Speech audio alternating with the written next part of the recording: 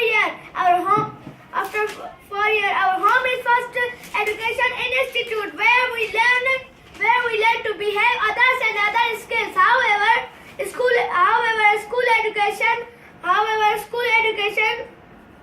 is very necessary to be successful in the practical life. Through education, we learn and develop personality, mental skills,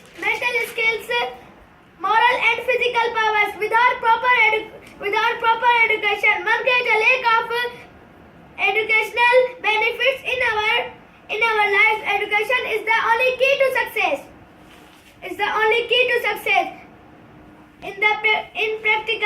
In practical and professional life, education provides us various types of knowledge and skills. Thanks.